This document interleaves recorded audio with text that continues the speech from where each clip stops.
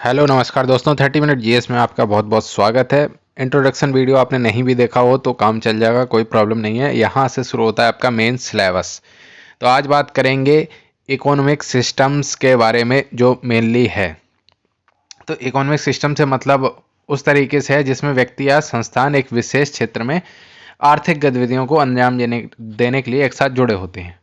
यह समाज की या सामाजिक ज़रूरतों को पूरा करने के लिए आर्थिक गतिविधियां करने की पद्धतियां होती हैं। ये सब आपको कोई मतलब नहीं है। मतलब सीधा सीधा ये है कि 3 प्रकार के इकोनॉमिक सिस्टम मुख्य रूप से होते हैं। नंबर 1 कैपिटलिस्ट इकोनॉमी, जिसको बोलते हैं कैपिटलिज्म।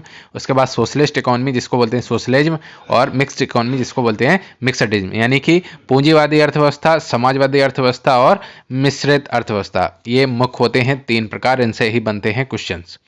तो उससे पहले बात कर लेते हैं ग्लोबलाइजेशन की। तो ग्लोबलाइजेशन की विचारधारा को सबसे पहले दिया मैनफ्रेड डी स्टीगर के द्वारा 2002 में। ठीक है, जिसका मतलब होता है कि इंटरनेशनल ट्रेड के माध्यम से कई राष्ट्रों को एक साथ जोड़ता है और विश्व के विकास का लक्ष्य होता है इसका। और इस विचारधारा को कहते हैं विस्तारित पूंजीवाद, यानी कि एक्सटेंडेड कैपिटलिज्म। ठीक है, यह है ग्लोबलाइजेशन विचारधारा स्टीगर के द्वारा सन 2002। बस इतना इसमें याद रखना है। उसके बाद बात करें पूंजीवाद और समाजवाद की, यानी कि कैपिटलिज्म और सोशलिज्म की। तो ये 2 विपरीत तरह के दृष्टिकोण हैं। पूंजीवाद में क्या होता है, उत्पादन के साधनों की पूर्ण स्वतंत्रता और निजी स्वामित्व होता है, यानी कि प्राइवेट पार्टनर्स होते हैं और आप उत्पादन कर सकते हैं। और समाजवाद में कोई भी निजी स्वतंत्रता नहीं होती है और उत्पादन के साधनों का सार्वजनिक स्वामित्व होता है, यानी कि उस पर कंट्रोल होता है। और मिश्रित पूंजीवाद और समाजवाद के सह अस्तित्व को दर्शाता है। मिश्रितवाद में क्या होता है, पूंजीवादी और समाजवादी दोनों अर्थव्यवस्थाओं के गुण पाए जाते हैं। इनके बारे में विशेषताएं, गुणों और दोषों की चर्चा हम आगे देखते हैं। तो सोशलिज्म, कैपिटलिज्म में क्या होगा कि प्राइवेट प्लेयर्स होंगे, उनके आपका कोई कंट्रोल नहीं होगा उनकी कीमतों पर, उत्पादन पर, किसी भी चीज़ पर। सोशलिज्म में क्या होता है कि पूरा कोई भी प्राइवेट प्लेयर नहीं होगा, हर चीज़ पर सरकारी या किसी संस्था का नियंत्रण होता है। और मिक्सडिज्म में क्या होता है कि दोनों के गुण पाए जाते हैं, जैसे भारत की अर्थव्यवस्था जो एलपीजी से लिबरलाइजेशन, प्राइवेटाइजेशन, ग्लोबलाइजेशन 1992 से पहले तक कैसी अर्थव्यवस्था थी, यह भी एक क्वेश्चन बनता है। तो उस समय तक वो थी समाजवादी मिश्रित अर्थव्यवस्था, और 1992 के बाद वो हो गई है भारत की अर्थव्यवस्था पूंजीवादी मिश्रित अर्थव्यवस्था। यानी कि भारत की अर्थव्यवस्था मिश्रित है, यानी मिक्सडिज्म भारत की अर्थव्यवस्था में पाया जाता है। ये क्वेश्चन बनते हैं। इसके बाद हम बात करते हैं कैपिटलिस्टिक इकोनॉमी या कैपिटलिज्म की। तो पूंजीवाद का जनक, यानी कि फादर ऑफ कैपिटलिज्म किसे कहा जाता है, एडम स्मिथ को। यही क्वेश्चन बन जाता है एक। और पूंजीवादी अर्थव्यवस्था को एक मुक्त अर्थव्यवस्था भी कहते हैं, यानी कि फ्री इकोनॉमी कहते हैं। ठीक है, और लैटिन भाषा में इसको बोलते हैं लेसिस फेयर या बाजार अर्थव्यवस्था। यानी कि सब कुछ, कीमतें, उत्पादन, सब कुछ किस पर निर्भर करता है, बाजार पर निर्भर करता है, यानी मार्केट इकोनॉमी भी कहा जाता है। जहां पर सरकार की भूमिका या तो नाम मात्र की होगी या होती ही नहीं है, और पूरा जो मार्केट है वो सभी आर्थिक गतिविधियों को कंट्रोल करता है। ठीक है, और पूंजीवादी अर्थव्यवस्था में, यानी कि कैपिटलिस्ट इकोनॉमी में उत्पादन के साधनों का निजी स्वामित्व होता है, यानी प्राइवेट प्लेयर्स होते हैं। और निर्माता लाभ के उद्देश्य से वस्तुओं और सेवाओं का उत्पादन करते हैं, यानी कि मेन इसमें लक्ष्य क्या होता है, लाभ कमाना, यानी कि प्रॉफिट कमाना। लाभ पूंजीवादी अर्थव्यवस्था में मुख्य मकसद होता है। और निजी व्यक्ति को कोई भी व्यवसाय करने और किसी भी कौशल को विकसित करने की स्वतंत्रता है। उदाहरण भी पूछे जाते हैं, एक देश का नाम दे देंगे कि ये किस अर्थव्यवस्था का उदाहरण है। तो यूएस, यूरोपीय कंट्री में खासतौर से जर्मनी, ऑस्ट्रेलिया और जापान सबसे बढ़िया उदाहरण है। हालांकि वे समाज कल्याण के कार्य भी करते हैं, यानी कि है तो वो कैपिटलिस्ट कंट्री, लेकिन उनमें जो पिछड़ गए हैं उन लोगों के लिए भी कई तरह के वो कार्य करते हैं, उनके लिए कुछ पेंशन योजनाएं वगैरह भी लाते हैं। ये हो गई कैपिटलिस्ट इकोनॉमी। ठीक है, अब बात करते हैं पूंजीवादी अर्थव्यवस्था की विशेषताओं के बारे में, फीचर्स ऑफ कैपिटलिस्ट इकोनॉमी। तो संपत्ति का निजी स्वामित्व होता है, विरासत का कानून लगता है। यानी कि इस अर्थव्यवस्था की यह विशेषता है कि सभी संसाधन जैसे भूमि, पूंजी, मशीन, खदान आदि निजी व्यक्तियों के स्वामित्व में होती है, निजी कंपनियों के स्वामित्व में होती है। और मालिक को अपनी इच्छा के अनुसार इन संसाधनों को रखने, बेचने, खरीदने सभी तरह का अधिकार होता है। और मृत्यु के बाद ये संपत्ति उनके वारिसों को ट्रांसफर की जाती है। ठीक है, अब बात करते हैं सेकंड विशेषता, पसंद और उद्यम की स्वतंत्रता, यानी प्रत्येक व्यक्ति किसी भी स्थान पर कोई भी व्यवसाय या व्यापार करने और किसी भी वस्तु का उत्पादन करने के लिए स्वतंत्र होता है। इस तरह उपभोक्ता अपने पसंद के अनुसार कोई भी वस्तु खरीदने के लिए भी पूंजीवादी यानी कैपिटलिस्ट इकोनॉमी में स्वतंत्र होता है। और मुख्य ये क्वेश्चन पूछते हैं कि इसका उद्देश्य क्या होता है, तो कैपिटलिस्ट इकोनॉमी में जिसमें मार्केट कंट्रोल करता है, मुख्य उद्देश्य होता है लाभ का उद्देश्य, यानी कि सभी आर्थिक गतिविधियों के पीछे प्रेरक शक्ति क्या है, लाभ है। प्रत्येक व्यक्ति और संगठन केवल उन्हीं वस्तुओं का उत्पादन करते हैं जो उन्हें हाईली प्रॉफिटेबल हों। हाई टेक्नोलॉजी, एडवांस टेक्नोलॉजी, श्रम विभाजन और विशेषज्ञता का पालन किया जाता है। और पूंजीवादी तहत एक उत्पादक के लिए सुनहरा नियम है मैक्सिमम प्रॉफिट प्राप्त करना, बस यही उद्देश्य होता है, यही क्वेश्चन बनते हैं। इसके बाद मुक्त प्रतिस्पर्धा यानी कि फ्री कंपटीशन, तो उत्पाद और कारक बाजार दोनों में मुक्त प्रतिस्पर्धा है। सरकार का कोई भी प्राधिकरण फर्मों को बाजार में खरीदने या बेचने से रोक नहीं लगाता है और खरीदारों विक्रेताओं के बीच प्रतिस्पर्धा होती रहती है, यानी कि कोई भी इन पर कंट्रोल नहीं है। कंट्रोल क्या है, मार्केट है, यानी मार्केट में डिमांड जिसकी होगी वो बिकेगा, जो खरीदार होगा। और मुख्य उद्देश्य होता है प्रॉफिट कमाना, यानी कि कैपिटलिस्ट इकोनॉमी का मुख्य उद्देश्य यही पूछा जाता है क्वेश्चन, तो वो है अधिक से अधिक प्रॉफिट कमाना।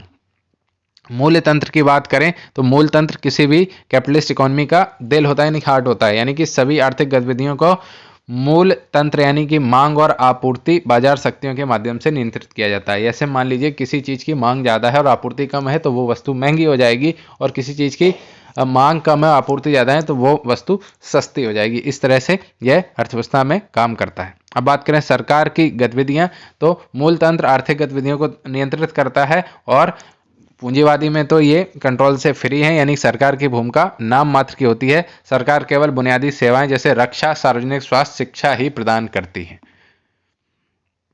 अब बात करें कि इसके दुष्परिणाम भी क्या होते हैं, कि आय की असमानताएं, तो एक पूंजीवादी समाज दो वर्गों में विभाजित किया जाता है, यानी कि एक वो होते हैं जिनके पास संपत्ति होती है और जिनके पास संपत्ति नहीं होती है, और वो सिर्फ इसमें मजदूरी वगैरह करके जीवन यापन करते हैं। तो इस स्थिति का परिणाम यह होता है कि अमीर और अमीर होता चला जाता है और गरीब होता चला जाता है, और आर्थिक असमानताएं बढ़ती जाती हैं।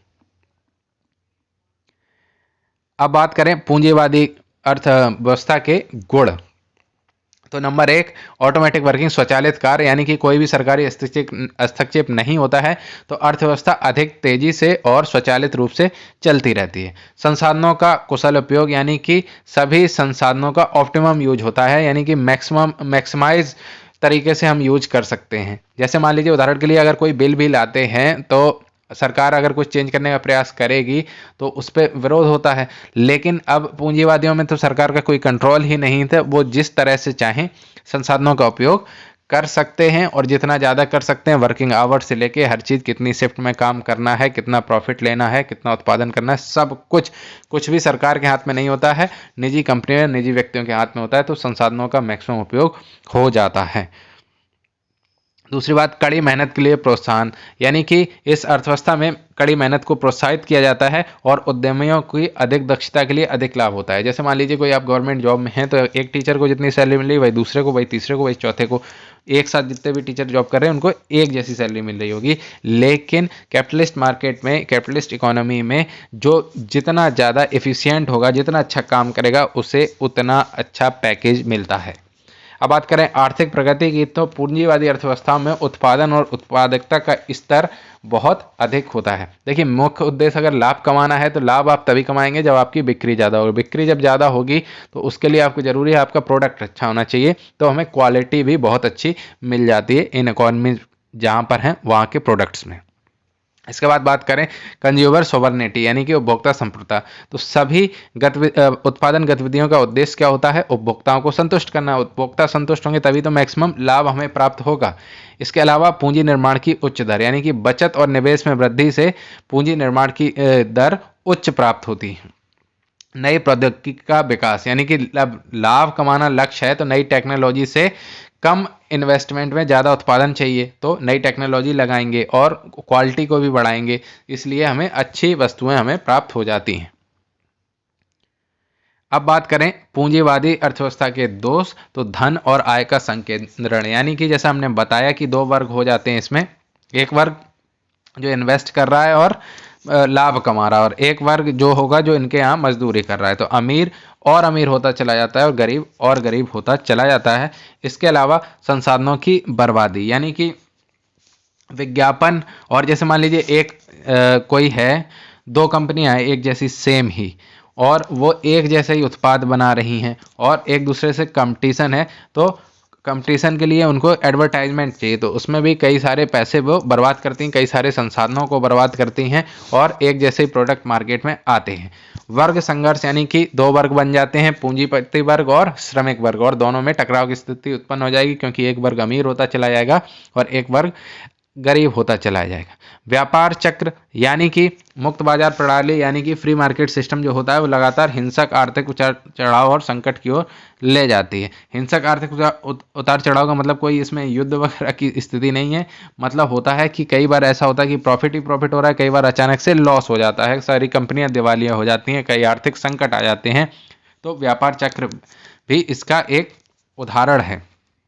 अब गैर आवश्यक वस्तुओं का उत्पादन, तो लाभ कमाने की संभावना होने पर हानिकारक वस्तुओं का भी उत्पादन कर लिया जाता है। जैसे मान लीजिए कोई भी चीज़ है, जैसे प्लास्टिक ही मान लीजिए, प्लास्टिक पे सबसे ज़्यादा आपको प्रॉफिट हो रही है, तो प्लास्टिक पर्यावरण के लिए हानिकारक है लेकिन इसका उत्पादन बहुत तेज़ी से बढ़ रहा है। या प्लास्टिक बॉटल्स में कोई प्रोडक्ट को बनाने की प्रवृत्ति ज़्यादा है क्योंकि प्लास्टिक आराम से एक जगह से दूसरी जगह तक ले जाई जा सकती है, कांच की नहीं ले जा सकती है, लेकिन बिक रहा है प्लास्टिक वाला ही प्रोडक्ट, तो गैर आवश्यक वस्तुओं का भी उत्पादन हो जाता है पूंजीवादी अर्थव्यवस्था में। अब बात करें समाजवादी अर्थव्यवस्था के, तो समाजवादी यानी कि सोशलिस्टिक इकोनॉमी या सोशलिज्म की बात कर लेते हैं। तो सबसे पहला ही क्वेश्चन बन जाता है कि समाजवाद के जनक कौन है, तो फादर ऑफ सोशलिज्म कहे जाते हैं कार्ल मार्क्स। और समाजवाद आर्थिक गतिविधियों पर कुल नियोजन, सार्वजनिक स्वामित्व यानी कि सबका स्वामित्व होगा, पब्लिक ओनरशिप होगी और राज्य का एक नियंत्रण होगा, यानी कि उस पर सरकारी नियंत्रण भी रहेगा, तब वो कहलाती है समाजवादी अर्थव्यवस्था। समाजवाद को एक ऐसे समाजवाद होता क्या है, तो समाजवाद को एक ऐसे समाज को संगठित करने के तरीके के रूप में परिभाषित किया गया है जिसमें प्रमुख उद्योग सरकार के स्वामित्व और नियंत्रण में होंगे, ना कि प्राइवेट प्लेयर्स के हाथ में। एक समाजवादी अर्थव्यवस्था को नियोजित अर्थव्यवस्था या आदेशित या निर्देशित अर्थव्यवस्था के रूप में भी जाना जाता है, यानी कि प्लान्ड इकोनॉमी और कमांड इकोनॉमी के नाम से जाना जाता है सोशलिस्ट इकोनॉमी को। ठीक है, याद रखना, ये क्वेश्चन पूछ लेते हैं। और एक समाजवादी अर्थव्यवस्था में सभी संसाधनों का स्वामित्व और संचालन किसके हाथ में होता है, सरकार के पास होता है। और सभी आर्थिक गतिविधियों के पीछे मुख्य उद्देश्य क्या होता है, मुख्य उद्देश्य होता है पब्लिक वेलफेयर, यानी कि लोक कल्याण। अभी पूंजीवादी में क्या था, सबसे अधिक लाभ कमाना, और समाजवादी में है लोक कल्याण यानी कि पब्लिक वेलफेयर। इसका उद्देश्य आय और धन के वितरण में समानता लाना होता है और सभी को समान अवसर प्रदान करना होता है। उदाहरण के लिए पूर्व में जो रूस, चीन, वियतनाम, पोलैंड और क्यूबा की समाजवादी अर्थव्यवस्था के उदाहरण हैं, लेकिन अब ये भी पूरी तरह से समाजवादी अर्थव्यवस्था नहीं रह गई। एक हिसाब से अब ये मिश्रित अर्थव्यवस्था की ओर इनका झुकाव हो गया है। ठीक है, कमांड इकोनॉमी में क्या होता है, यानी कि सोशलिस्ट इकोनॉमी में क्या प्रोड्यूस करना है, कैसे प्रोड्यूस करना है और किसके लिए प्रोड्यूस करना है, ये सब आपको निर्देश देगी गवर्नमेंट या फिर कोई एक सेंट्रल अथॉरिटी। अब बात करें समाजवाद की विशेषताओं के बारे में, यानी कि फीचर्स ऑफ सोशलिज्म के बारे में, तो public ownership of means of production, यानी कि सभी संसाधनों का स्वामित्व सरकार के पास होता है, यानी कि उत्पादन के सभी कारकों का राष्ट्रीयकरण और प्रबंधन सार्वजनिक प्राधिकरण के द्वारा किया जाता है। तो इसका फायदा क्या होता है, मान लीजिए कोई प्रोडक्ट है, ठीक है, तो उस प्रोडक्ट की जरूरी प्रोडक्ट है और अगर उसकी कीमत, मान लीजिए आपको उदाहरण के लिए बता देते हैं कि हार्ट वॉल्व है, ठीक है, हार्ट ट्रांसप्लांटेशन के लिए कोई वॉल्व है जो जिसकी कीमत है कोई भी मान लीजिए 5 लाख रुपए, और अगर ये समाजवादी अर्थव्यवस्था के अंतर्गत आएगा तो समाजवादी अर्थव्यवस्था में डिसाइड कर दिया जाएगा कि इसको आप 2 लाख से ज़्यादा का नहीं बेच सकते। तो इससे क्या होगा, जिसको वो वाल्व की ज़रूरत है उसको फ़ायदा होगा। लेकिन अगर कैपिटलिस्ट मार्केट होता तो उसकी कीमत और ज़्यादा, मान लीजिए उनकी संख्या कम होती, उत्पादन कम होता और हार्ट के पेशेंट ज़्यादा होते तो उसकी संख्या और ज़्यादा बढ़ जाती, मतलब वैल्यू बहुत ज़्यादा बढ़ जाती, तो खरीदार को वो चीज़ें महंगी पड़ती, हो सकता है कई लोग अफोर्ड नहीं कर पाते। इसलिए ये समाजवादी अर्थव्यवस्था की विशेषता है कि उत्पादन के साधनों का सार्वजनिक स्वामित्व होता है और इसके अलावा केंद्रीय योजना और नियोजन होता है, यानी कि प्लानिंग होती है। तो समाजवादी अर्थव्यवस्था का प्लानिंग एक अभिन्न अंग है। इस प्रणाली में सभी निर्णय केंद्रीय योजना प्राधिकरण के द्वारा लिए जाते हैं, यानी कि क्या प्रोड्यूस करना है, किसके लिए प्रोड्यूस करना है और कितना प्रोड्यूस करना है, ज़रूरत के हिसाब से उस पर भी डिपेंड करता है और उस पर सबका कंट्रोल रहता है, किसका, सरकार का। और लक्ष्य होता है अधिकतम सामाजिक लाभ, यानी कि समाज के कल्याण की सभी आर्थिक गतिविधियों के पीछे मार्गदर्शक सिद्धांत होते हैं, यानी कि कोई भी चीज का प्रोडक्शन करना है, बेचना है, खरीदना है, उन सब के पीछे मूल लक्ष्य होता है समाज का ज़्यादा से ज़्यादा लाभ हो, और निवेश की योजना इस तरह से बनाई जाती है कि लाभ समाज को बड़े पैमाने पर मिले। प्रतिस्पर्धा का ना होना, यानी कि समाजवादी अर्थव्यवस्था के तहत बाजार में प्रतिस्पर्धा का अभाव होता है।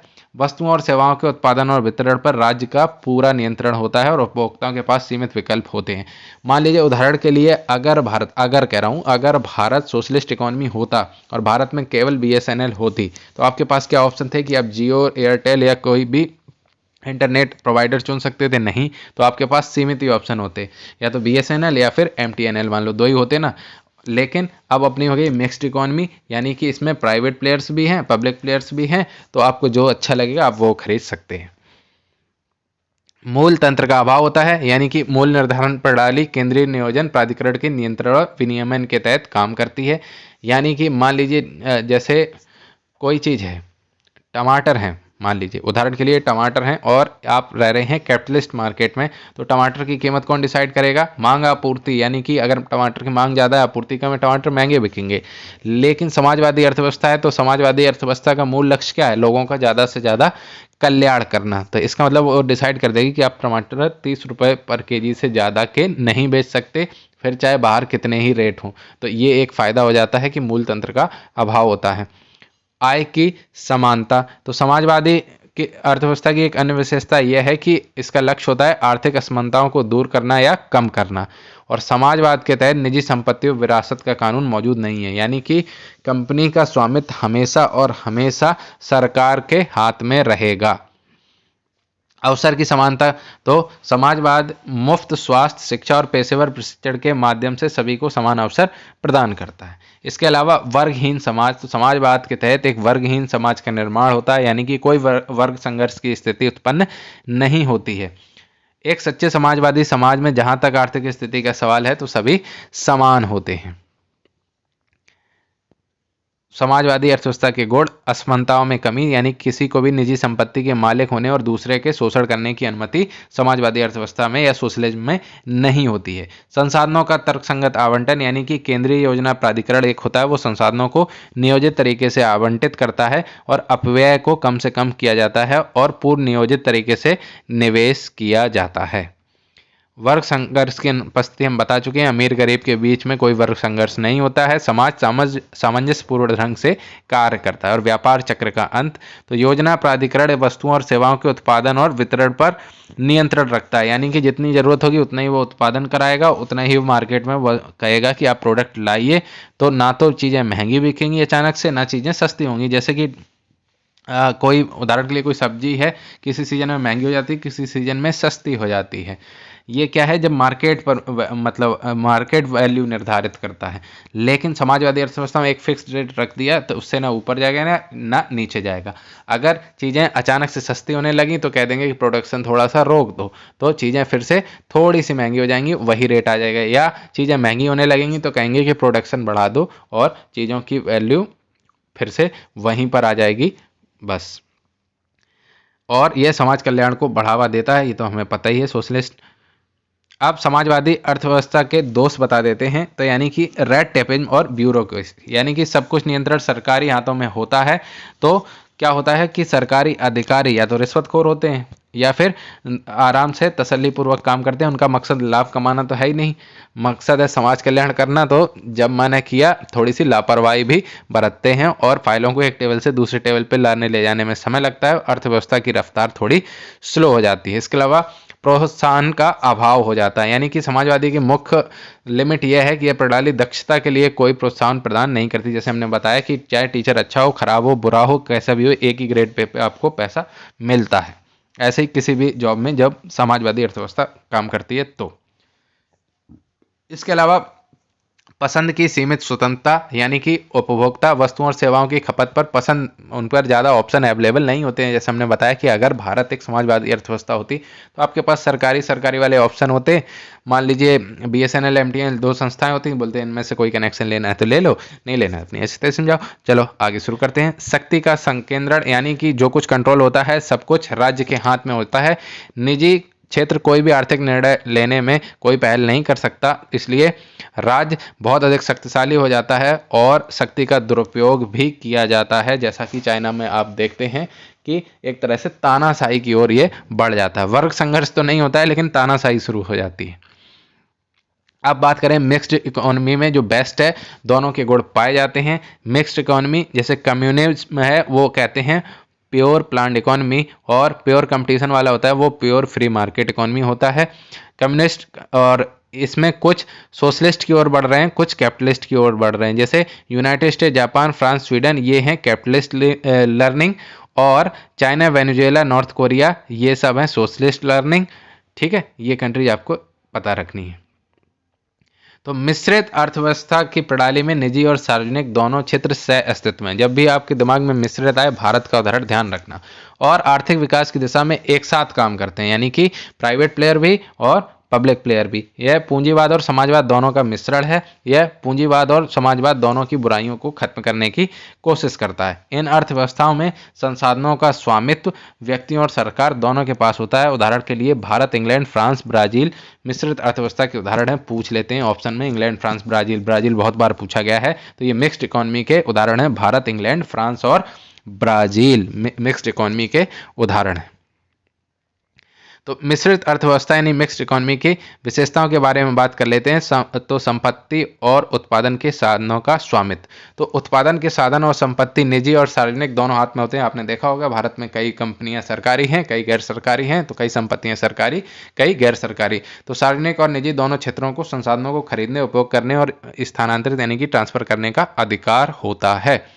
इसके अलावा इसमें सार्वजनिक और निजी क्षेत्र दोनों सहस्तित्व, तो यानी कि कई बार तो ऐसा होता है कि प्राइवेट सेक्टर और पब्लिक सेक्टर मिलके काम करते हैं। जैसे मान लीजिए LIC में ही कुछ शेयर गवर्नमेंट का है, कुछ प्राइवेट प्लेयर्स का है। ऐसी कई चीज़ों में प्राइवेट और पब्लिक शेयर, या फिर होगा क्या कि सरकार अपने कुछ शेयर बेच देगी, वो किसको दे देगी? प्राइवेट प्लेयर्स को, जिसमें ये दोनों एक साथ काम करते हैं। और ज़्यादा से ज़्यादा इसमें क्या होता है, सार्वजनिक क्षेत्र की फर्में सामाजिक कल्याण को मैक्सिमम करने की दृष्टि से सरकार के स्वामित्व में काम करती हैं, और निजी उद्योग लाभ के लिए काम करते हैं। दोनों चीज़ें होती हैं, यानी कि प्रॉफिट भी आ रहा है और निजी और पब्लिक का कल्याण भी हो रहा है। आर्थिक योजना की बात करें तो केंद्रीय नियोजन प्राधिकरण आर्थिक योजनाओं को तैयार करता है। राष्ट्रीय योजनाएं सरकार के द्वारा तैयार की जाती हैं, और निजी और सार्वजनिक दोनों क्षेत्र के लोग इसका पालन करते हैं। सामान्य तौर पर अर्थव्यवस्था के सभी क्षेत्र योजना में निर्धारित उद्देश्यों, प्राथमिकताओं और लक्ष्यों के अनुसार दोनों पब्लिक और प्राइवेट सेक्टर कार्य करते हैं। आर्थिक समस्याओं का समाधान, यानी कि क्या उत्पादन करना है, कैसे उत्पादन करना है, किसके लिए उत्पादन करना है और कैसे वितरित करना है, इसकी बुनियादी समस्याओं को मूल्य तंत्र के साथ साथ राज्य के हस्तक्षेप के माध्यम से हल किया जाता है। यानी कि प्रॉफिट भी हो, कस्टमर के पास ऑप्शन भी हो, और प्रॉफिट नहीं होगा तो कंपनियां नहीं चलेंगी, कंपनियां नहीं चलेंगी तो जॉब्स नहीं होंगी। तो इसलिए प्रॉफिट भी हो, प्रॉफिट के साथ साथ जब सरकार का हस्तक्षेप है तो इतनी महंगी भी चीज़ें ना हो जाएं कि आम आदमी की पहुंच से बाहर हो जाएं, या दो वर्ग बन जाएं, वर्ग संघर्ष की स्थिति भी ना हो, और चीज़ों पर सरकार का कंट्रोल भी रहे। तो इस तरह से मिक्स्ड इकोनॉमी में ये चीज़ें काम करती हैं।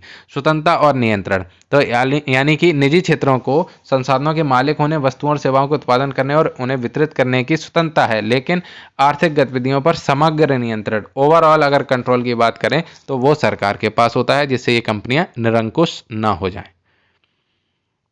मिश्रित अर्थव्यवस्था के गुण की बात करें तो तीव्र आर्थिक विकास। तो मिश्रित अर्थव्यवस्था का सबसे अच्छा लाभ यह है कि तीव्र आर्थिक विकास को बढ़ावा देता है। इस प्रकार सार्वजनिक आवश्यकताओं, निजी आवश्यकताओं दोनों का ध्यान रखा जाता है इसमें। संतुलित आर्थिक विकास, यानी कि मिश्रित अर्थव्यवस्था से संतुलित विकास को बढ़ावा मिलता है। ये कृषि, उद्योग, उपभोक्ता वस्तुओं और पूंजीगत वस्तुओं, ग्रामीण और शहरी आदि के बीच संतुलित विकास को बढ़ावा देता है। आप पूछेंगे आपकी ऐसा क्यों होता है, तो देखिए ऐसा होता है कि कोई भी कार्य को करने के लिए आपको एक्सपेंडिचर करना पड़ेगा, इन्वेस्टमेंट करना पड़ेगा। तो सारा पैसा गवर्नमेंट लगा देगी तो बाकी काम कैसे करेगी? तो गवर्नमेंट के अलावा प्राइवेट सेक्टर इसमें पैसा भी लगाता है, और मान लीजिए सब चीज़ गवर्नमेंट देखना चाहे तो उसे कितने अधिकारी रखने पड़ेंगे, कितनों पर कंट्रोल करना पड़ेगा, इसलिए वो भार थोड़ा थोड़ा प्राइवेट प्लेयर्स के पास बट जाता है। गवर्नमेंट बस रेगुलेट करती है, ऑपरेट नहीं करती है। संसाधनों का उचित उपयोग, तो मिश्रित अर्थव्यवस्था में सरकार संसाधनों का उचित उपयोग सुनिश्चित कर सकती है। सरकार अधिकांश महत्वपूर्ण गतिविधियों को प्रत्यक्ष रूप से और निजी क्षेत्र को अप्रत्यक्ष रूप से कंट्रोल करती है, यानी कि कुछ चीज़ों को ऑपरेट करेगी और कुछ चीज़ों को वो रेगुलेट करेगी। आर्थिक समानता, तो सरकार आर्थिक समानता लाने के लिए आयकर लगाने के लिए कराधान की प्रगतिशील दरों का उपयोग भी करती है, यानी कि जो ज़्यादा कमा रहे उस पर टैक्स ज़्यादा लेंगे, जो कम कमा रहे उस पर टैक्स कम लेंगे। प्रोग्रेसिव टैक्स, समाज को विशेष लाभ, सरकार न्यूनतम मजदूरी पर कानून बना देगी और कितनी देर काम करना है, कितना राशन देना है, उचित मूल्य की दुकानों की स्थापना कर देगी और सामाजिक कल्याण उपायों को तैयार करने के लिए श्रमिक और कमजोर वर्गों के हितों की भी रक्षा करती है। केवल प्राइवेट हो वो तो कह देगा कि भाई मैं यहाँ दिन में 18 घंटे काम करो, तो सरकार कानून बना देगी कि आपको 10 घंटे से ज़्यादा किसी से काम नहीं करा सकते। तो इस तरह के वो सरकार लोगों के हितों की भी रक्षा करती है और इसके अलावा प्राइवेट प्लेयर से कहती है कि आप अपना प्रॉफिट कमाइए तो प्रॉफिट का कुछ हिस्सा समाज कल्याण में भी खर्च करो, इस तरह के नियम भी बनाती है। अब मिश्रित अर्थव्यवस्था की दोष की बात करें तो समन्वय की कमी हो जाती है, यानी कि सबसे बड़ी कमी है सार्वजनिक क्षेत्र और निजी क्षेत्र के बीच में समन्वय की कमी, कोऑर्डिनेशन की कमी है, क्योंकि दोनों अलग अलग उद्देश्यों के साथ काम करते हैं। यानी कि प्राइवेट प्लेयर्स का काम होता है मैक्सिमम प्रॉफिट कमाना और पब्लिक प्लेयर्स का काम होता है, यानी कि सरकार का काम होता है अधिक से अधिक लोगों का कल्याण करना। तो दोनों के बीच कोऑर्डिनेशन बनाना कई बार मुश्किल हो जाता है। इसके बाद प्रतिस्पर्धात्मक दृष्टिकोण की बात करें तो होता क्या है कि कई बार ऐसा होता है कि प्राइवेट जानबूझकर प्राइवेट प्लेयर्स जो होते हैं वो सार्वजनिक क्षेत्र की कंपनियों को नुकसान पहुंचाने का प्रयास करते हैं, जिससे धीरे धीरे वो उनको अपने हाथ में ले लें और चीज़ों को कंट्रोल में ले लें। उदाहरण के लिए जैसे BSNL लगभग बैठने की कगार पे है, तो इसका सबसे ज़्यादा फायदा प्राइवेट प्लेयर्स को ही मिला। अब बात करें अक्षमता की, यानी कि सुस्त नौकरशाही, रेड टेपिज्म और प्रेरणा की कमी के कारण सार्वजनिक क्षेत्र के अधिकांश उद्यम अक्षम बने हुए हैं। यानी कि होता क्या है कि आपने सरकारी जॉब ले ली, सरकारी काम करने लगे, अब आपने कहा कि हमारा काम तो हो गया, तो अब आराम से तसल्लीपूर्वक काम करते हैं, तो इससे क्या होगा, चीज़ें सुस्त होंगी। अब मान लीजिए कोई प्राइवेट प्लेयर आया आपके पास, सर फाइल पास कर दो, सर भी आराम से बैठे हुए मस्त घूम रहे, तो वो उस काम में भी डिले होने लगेगा, तो अक्षमता को बढ़ावा मिलेगा। दूसरे सरकार ने तो कह दिया कि इतने परसेंट से इतने परसेंट ये लोग होने चाहिए, इतने परसेंट इस कैटेगरी के लोग होने चाहिए, योग्य हो ना हो उन्हें फ़र्क नहीं पड़ता, तो उससे प्राइवेट प्लेयर्स को भी नुकसान होने लगता है। इसके अलावा राष्ट्रीयकरण का डर, सबसे बड़ा नुकसान है राष्ट्रीयकरण का डर निजी कंपनियों को।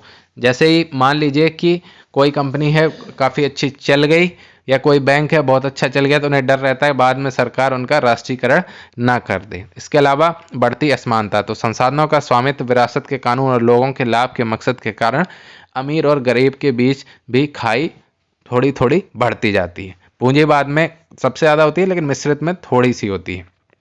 तो अंततः ये क्लियर हो गया कि पूंजीवाद की असमानता और समाजवाद की अक्षमता मिश्रित अर्थव्यवस्थाओं में पाई जाती है, थोड़ी थोड़ी दोनों। अब यहाँ पर हम कर लेते हैं कंपैरिजन,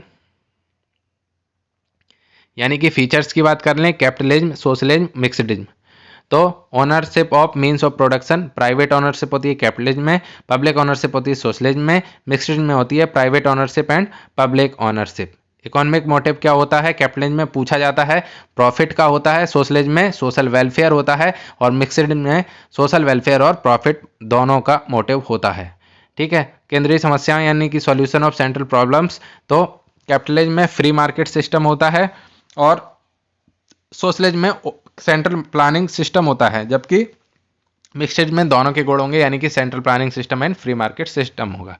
गवर्नमेंट का रोल कैपिटलिज्म में बहुत थोड़ा सा होता है, इंटरनल रेगुलेशन ओनली, और सोशलिज्म में कंप्लीटली इन्वॉल्वमेंट होता है गवर्नमेंट का, और मिक्सड में लिमिटेड रोल होता है। इनकम डिस्ट्रीब्यूशन की बात करें तो कैपिटलिज्म में अनइक्वल होता है और सोशलिस्ट में इक्वल होता है, और मिक्सड में क्या होता है, लेस अनइक्वल, यानी कि थोड़ा सा अंतर होता है गरीब अमीर की खाई में। अब बात करें नेचर ऑफ इंटरप्राइजेस की, तो कैपिटलिज्म में प्राइवेट इंटरप्राइजेस होते हैं, सोशलिज्म में गवर्नमेंट इंटरप्राइजेस होते हैं, मिक्सड में both private and state enterprises होते हैं। इसके अलावा बात करें इकोनॉमिक फ्रीडम की, तो कैपिटलिज्म में पूरी कंप्लीट इकोनॉमिक फ्रीडम होती है, सोशलिज्म में लैक ऑफ फ्रीडम यानी कि कमी होती है फ्रीडम की, और मिक्सचरिज्म में थोड़ी सी फ्रीडम होती है यानी कि लिमिटेड फ्रीडम होती है। मेजर प्रॉब्लम्स की बात कर लेते हैं तो कैपिटलिज्म की सबसे बड़ी समस्या इनइक्वालिटी है, सोशलिज्म की सबसे बड़ी समस्या इनएफिशिएंसी है, और मिक्सचरिज्म की समस्या है थोड़ी सी इनइक्वालिटी और थोड़ी सी इनएफिशिएंसी यानी कि अक्षमता। तो ये होता है आपका ठीक एग्जैक्ट 30 मिनट्स में आपका वीडियो कंप्लीट। चैनल को सब्सक्राइब नहीं किया है तो चैनल को जल्दी से सब्सक्राइब कर लें और आगे जल्दी आपकी इकोनॉमिक्स कंप्लीट करा दी जाएगी। बहुत बहुत धन्यवाद।